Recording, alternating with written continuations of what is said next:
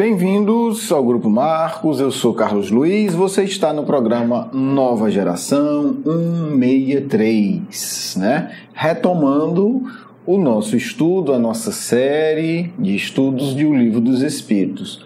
Hoje vamos continuar. Estamos, para quem está chegando agora, para quem quer se situar na segunda parte de O Livro dos Espíritos, em particular no capítulo 6, especificamente vamos conversar sobre as percepções, sensações e sofrimento dos espíritos. Hoje a gente vai falar um pouco mais das percepções. Bem, eu quero mandar um abraço hoje especial para os nossos amigos ouvintes da Rússia, né? A gente fica muito feliz em ver o interesse, né, de diversas pessoas na Rússia e que estão sempre acompanhando o nosso trabalho. Mandem e-mails, mandem notícias, compartilhem um pouco, né, de como está chegando aí o programa, como é que vocês estão entendendo. Vamos manter sempre contato. A outra coisa que eu quero falar, só mais esse aviso, nós colocamos agora no nosso blog um sistema, né, que o blog agora está permitindo, de avaliação. Por favor, avaliem. É muito importante para a gente. Os comentários também são essenciais, mas às vezes a pessoa não quer, não pode escrever, não tem tempo. Então, se não dá para escrever, só clica lá, né, na avaliação. Eu acho que a avaliação não identifica. Se você quiser se identificar, tem que ser pelo comentário. Nós não vamos saber quem é você pela avaliação, mas é ainda assim uma participação extremamente valiosa para nós. Então, por favor, nos ajudem, avaliem a forma que a gente tem também. É mais uma forma de diálogo que a gente quer estabelecer com vocês. Sem mais delongas, vamos agora para o que interessa, Livro dos Espíritos, uma obra extraordinária. Vamos agora destacar mais um aspecto dessa obra. Fica o apelo, desafio, sugestão para quem estuda ou gosta de estudar história, em particular a história das ciências. Porque o que Kardec vai fazer aqui é algo assustador. É algo que eu acho que para a maioria de nós passa batido. A gente não percebe. Vamos lá, presta atenção. Eu vou ler duas questões para poder explicar o que eu estou, né, anunciando aqui. Não vamos esquecer que nós estamos aí sob a égide do capítulo 6, né? Espíritos errantes, né? Como é que é essa coisa da vida espiritual. Na 237, Kardec pergunta o seguinte: uma vez no mundo dos espíritos, então ele está falando de desencarnados, não está falando de mediunidade, né? De percepção mediúnica, a alma tem ainda as percepções que possuiu enquanto viva? Pergunta interessante. Quer dizer, quando eu desencarnar, quando eu olhar para as coisas, eu vou ver da mesma forma que eu vejo? Ah, mas aqui eu uso óculos. Como é que eu vou ver depois que eu desencarnar, né? Eu vou ver como eu vejo de óculos, sem óculos. É muito interessante isso, gente. A gente às vezes não se dá conta como é curiosa essa questão. Como é que eu vou ver? Vou ver tudo colorido? Vou ver preto e branco? Vou ver distorcido? Vou ver como um míope? Qual vai ser o meu grau de visão? O que é que os espíritos respondem? Sim, e ainda outras que não possuía. Quer dizer, a minha percepção, eu estou usando a visão só como exemplo, assim, a gente vai captar o mundo da mesma forma como a gente capta agora e ainda de uma forma mais rica. Porque o seu corpo era como um véu que as obscurecia. Então, qual é a regra geral? Vamos ter as exceções. A regra geral é: o indivíduo desencarnado, ele percebe melhor do que percebia quando encarnado.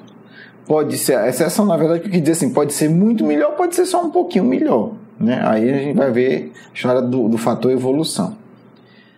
Continuam os espíritos respondendo: a inteligência é um atributo do espírito, mas ela mais livremente se manifesta quando não tem entraves.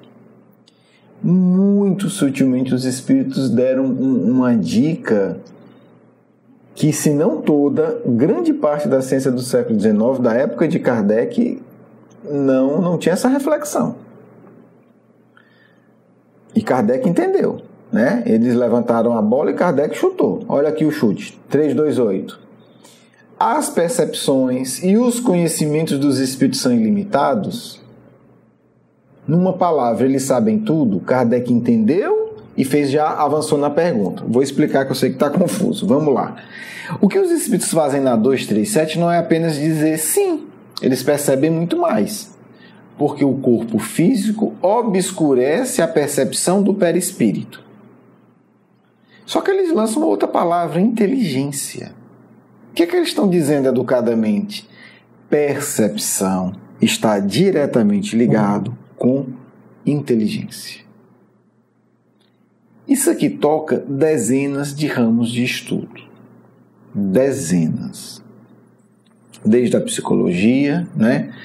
A Gestalt, que é uma área da psicologia, ela vai se desenvolver também com influência, além do Zen budismo e tal, da filosofia da Gestalt, filosofia da percepção.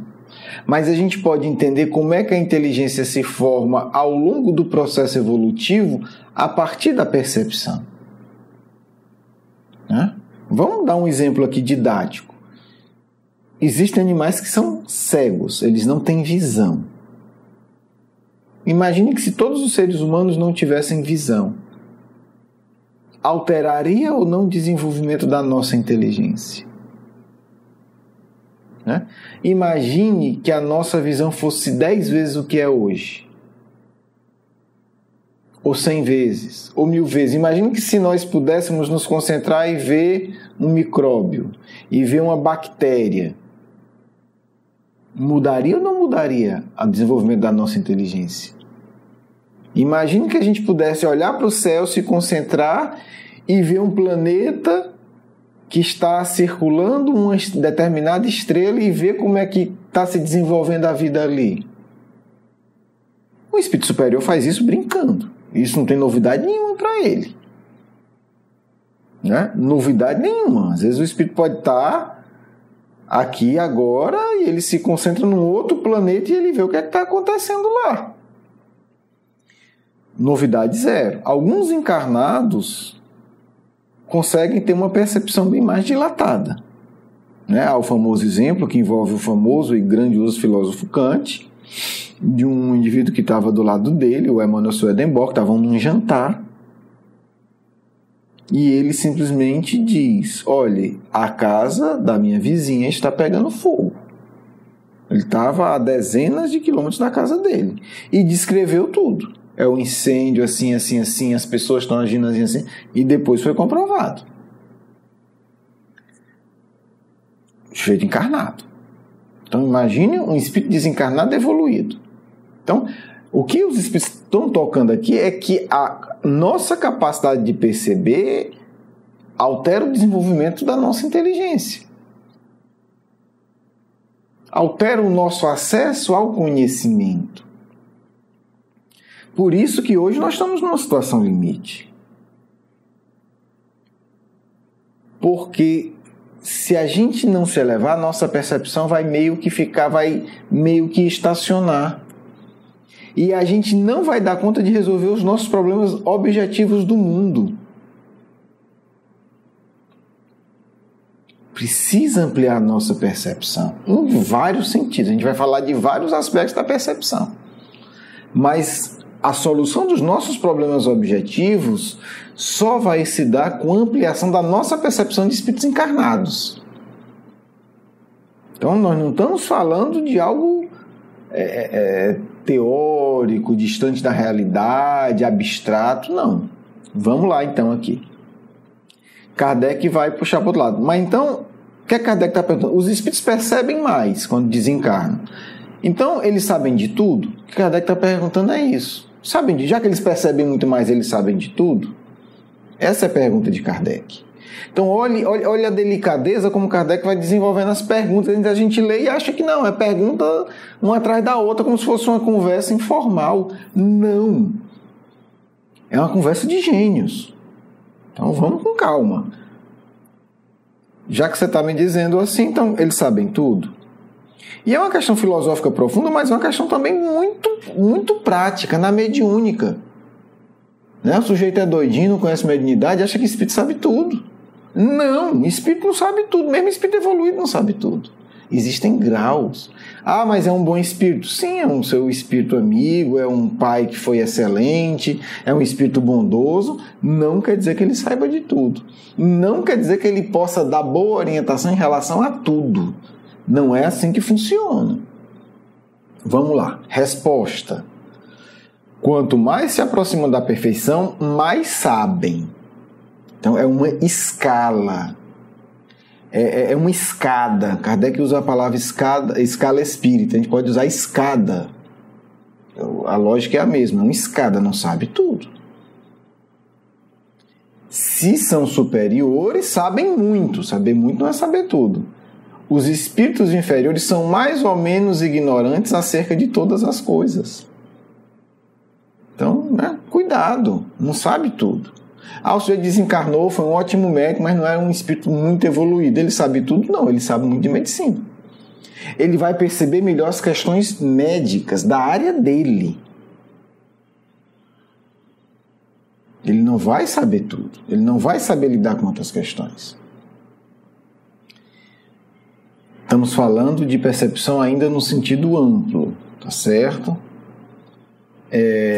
A 239 é outra coisa, assim, ele vai perguntar o saber mais radical de todos. Kardec não dispensava ninguém. Saber mais radical de todos. Os espíritos conhecem o princípio das coisas. Esse é o saber mais radical que a gente pode imaginar. Se tem outro, eu não consigo nem imaginar. Quer dizer, como é que realmente começou tudo? Me explica tudo. Como é que começou a química, a biologia, a gravitação, o ser humano? Como é que começou tudo? A famosa questão do princípio das coisas. Eles sabem tudo. Eu quero saber isso. É possível. De acordo com a sua elevação e sua pureza. Então, percepção tem a ver com pureza emocional. Por isso eu estava dizendo ali. Só vamos resolver alguns problemas graves da ciência, da tecnologia, do meio ambiente, quando a gente tiver um pouco de purificação emocional. Senão a gente não percebe a solução. Os espíritos inferiores não sabem sobre isso mais do que os homens. Quer dizer, quanto mais evoluído, mais o indivíduo começa a entender o princípio das coisas. Começa. Quem não é muito evoluído, quem é espírito inferior, não sabe nada mais do que nós encarnados. Gente, isso aqui é toda uma lição de percepção e de como dialogar com os espíritos. Não adianta você perguntar para um espírito: ah, mas como é que Deus criou tudo? Ele vai responder qualquer coisa, como eu, como você, como qualquer um, ele não vai saber. Aí a gente vai diferenciar o inferior honesto do inferior desonesto. Porque um espírito inferior honesto, na hora que você perguntar, ele vai dizer: não sei nada, não tenho a menor ideia. O inferior desonesto vai começar com um bocado de explicação maluca. Agora vamos só para mais uma questão que é fundamental. Entenda, nós estamos falando de percepção ampla. Agora nós vamos começar a afunilar. Percepção do tempo. Os espíritos percebem o tempo como nós? Olha que coisa curiosa. Quer dizer, o que Kardec mostra que ele compreende aqui é que existe, pelo menos em tese, a possibilidade de uma percepção diferenciada do tempo. Ele está tocando, antes da proposta da física, do Einstein, no que hoje a gente chama de relatividade do tempo. Precisaríamos de pessoas que se debruçassem sobre isso, pessoas que entendem de ciência, de história, para fazer realmente um levantamento. Como é que a física percebia o tempo na época de Kardec? Percebia de forma absoluta. Com Einstein que começa esse questionamento: mas será que o tempo é igual para todo mundo? O tempo passa igual para todo mundo? Kardec está tocando aqui, isso na questão 240. Levanta a suspeita. O tempo passa igual para os espíritos? É percebido é a mesma coisa? Um dia para nós é um dia para eles? Um ano para a gente aqui encarnado na Terra é um ano para vocês, espíritos superiores? Olha que questão curiosa. A gente lê, tá, beleza, passa. e não tem a menor ideia do que é que Kardec está tratando. Resposta dos espíritos: não. Esse não significa o quê? O tempo é relativo. Porque ou ele é igual e é absoluto, como a física na época de Kardec acreditava, ou é relativo, ele é percebido, ele passa diferente para cada um. Os espíritos dizem não. Não é igual, o nosso tempo não é igual ao de vocês. E é o que faz com que nem sempre nos compreendais. Olha que coisa curiosa. Exemplo bem prático, você está falando com alguém no Japão, na China, na Europa, aí você olha e diz bom dia, a pessoa, mas como bom dia? Agora não é bom dia aqui. É um exemplo bem banal, mas para a gente entender como a percepção do tempo pode gerar mal entendido. Lê a resposta já para encerrar, porque essa questão aqui a gente encerra. Não, é o que faz com que nem sempre nos compreendais quando se trata de fixar datas ou épocas.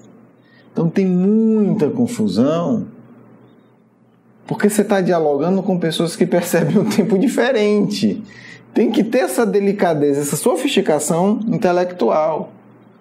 Eu estou conversando com alguém que percebe o tempo diferente. Os espíritos vivem fora do tempo. Olha que loucura. Não para quem estuda física aí, que não é minha área, mas o povo fala também isso. Os espíritos vivem fora do tempo, tal como compreendemos. Comentário de Kardec isso aqui. O transcurso do tempo para eles anula-se. Olha que coisa estranha, por assim dizer. E os séculos tão longos para nós são-lhe apenas instantes que se apagam na eternidade. É mais ou menos assim, quando você se dá conta, vale, passou 100 anos. Do mesmo modo que as desigualdades do solo se apagam e desaparecem para aquele que se eleva no espaço. E aí Kardec faz uma comparação didática, né? Para a gente é fácil entender, como se a gente estivesse num avião. Você olha lá de cima e aquilo que é tão grande, aquele edifício que é enorme, quando a gente olha de baixo para cima, quando a gente olha de cima para baixo, vale um pontinho. Às vezes não dá nem para ver, está misturado ali. Você olha o quarteirão e o quarteirão todo é um ponto.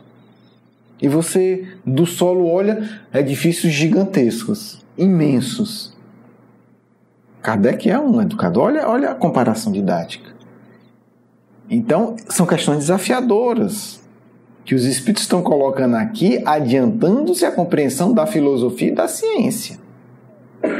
Isso é muito interessante, né? A gente precisa de quem estude isso, para realmente pegar os textos, citar, mostrar como é que os grandes físicos falavam do tempo, quando é que isso começou a mudar, para contextualizar o momento que foi dada essa resposta em relação ao que estava sendo discutido na ciência e na filosofia. Para nós, é extremamente estimulante ver a riqueza do que se tem aqui. Precisamos refletir cada questão, avaliar, né? Nós, encarnados, percebemos o tempo diferente de espíritos desencarnados. E o que Kardec coloca aqui, quanto mais evoluído o espírito, mais diferente é a forma de como ele percebe o tempo, gente. Eu sei que é muito estranho, eu sei que é muito curioso, mas o nosso objetivo é lançar a reflexão. Vamos amadurecer isso. E vamos entender num sentido bem prático. Cuidado com as profecias mal interpretadas, cuidado com os anúncios mal interpretados. Né? Porque para quem um século passa rápido, a gente tem que ter muito cuidado com o que a gente está falando em termos de tempo. Né? Percepção do tempo é algo muito curioso. A gente tem que ter um cuidado ao dialogar com espíritos desencarnados, principalmente com os mais evoluídos. Como é que isso é percebido? Bem, a gente hoje compreendeu que a evolução afeta de maneira direta a percepção, uma coisa. 2, que o encarnado percebe diferente do desencarnado. Estou falando de tudo. E o tema específico de hoje foi a percepção do tempo. que altera significativamente encarnado e desencarnado e, mais ainda, estado evolutivo. A gente depois vai desenvolver isso, tá certo? No próximo encontro a gente vai refletir um pouco ainda sobre o tempo, mas aí a gente vai falar de uma coisa muito curiosa: percepção do passado, do presente e do futuro para os espíritos. A gente falou do transcorrer do tempo. Agora, no próximo encontro, a gente vai pensar sobre o presente, o passado e o futuro do ponto de vista espiritual. Eu acho que é interessante. Bem, gente, um grande abraço, um grande beijo no coração. Vamos à nossa segunda parte. Meus filhos, percepção é um tema por demais importante, por demais precioso para todos nós. Porque, como diz Kardec, Espiritismo faz o adepto sincero mudar o ponto de vista. O que é isso? Mudar a percepção de tudo. Hoje vocês viram uma coisa muito curiosa, que eu penso que vocês gostariam que eu comentasse.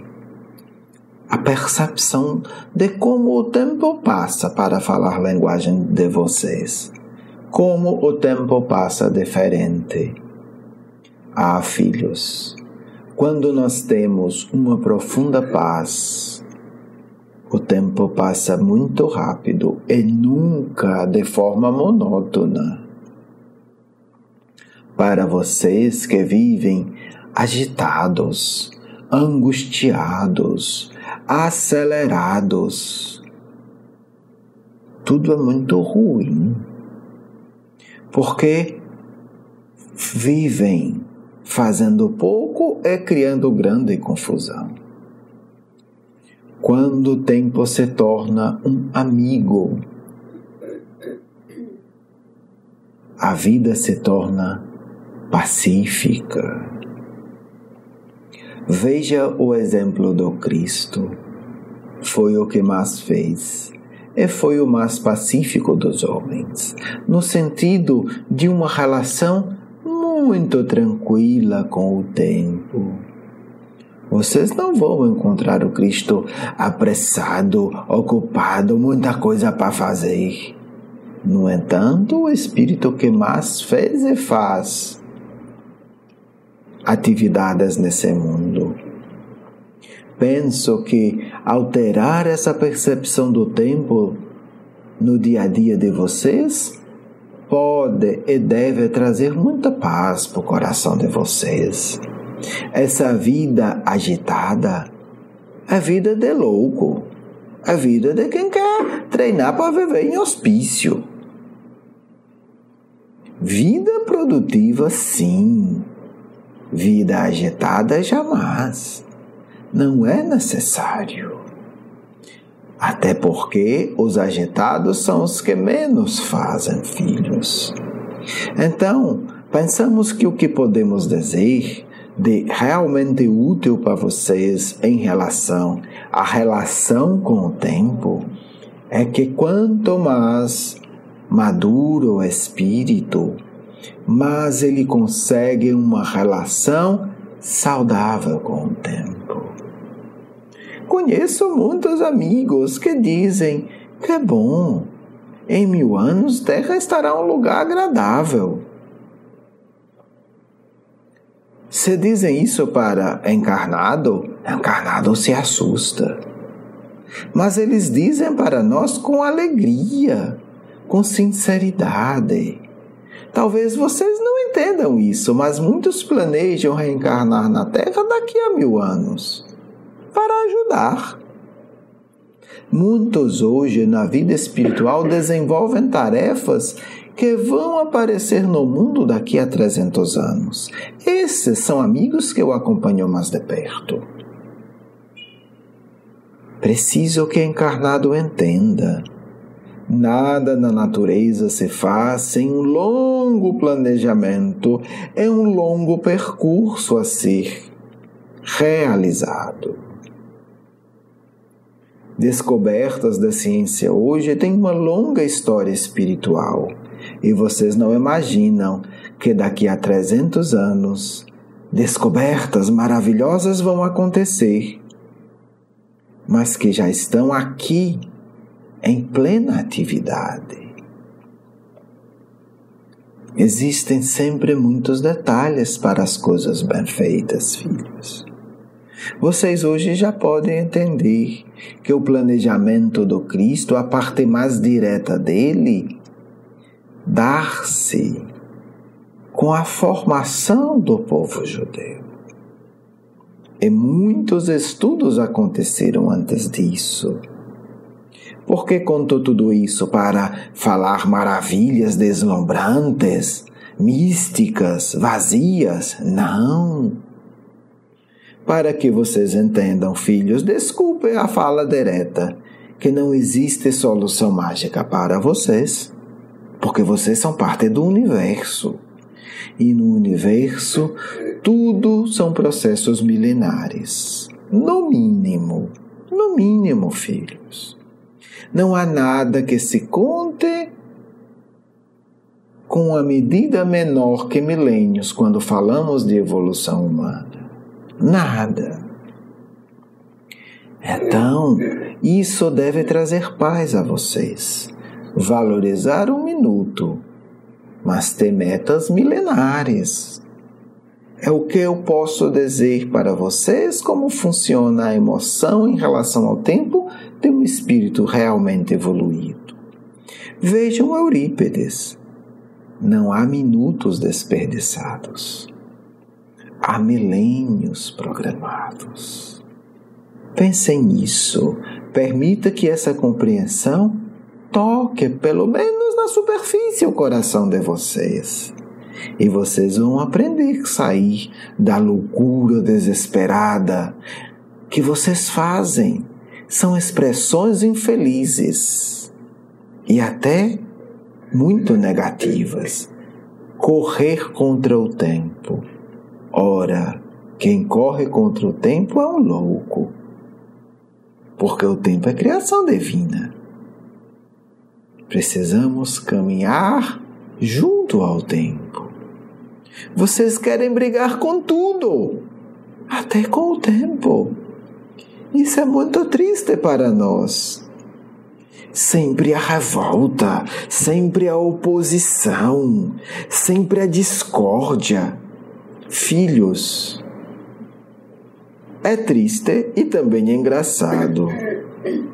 Alguns amigos nos dizem ao visitar a Terra e dizem: esses seres bestiais ainda brigam até com o tempo. É verdade, filhos. É preciso parar de brigar com o tempo. É preciso entender que o tempo é uma dádiva de Deus, que deve nunca ser desperdiçada e nunca ser vista como alguém que se opõe, como um opositor. Por isso, filho, dizemos: aproveite os minutos, almeje milênios, nunca briguem com o tempo. O tempo é um amigo nobre e silencioso que sempre está disposto a colaborar. E aquele que entende isso realiza as grandes obras que sempre requerem milênios. Muita paz do amigo espiritual de sempre. Quero agradecer o seu carinho, a sua atenção.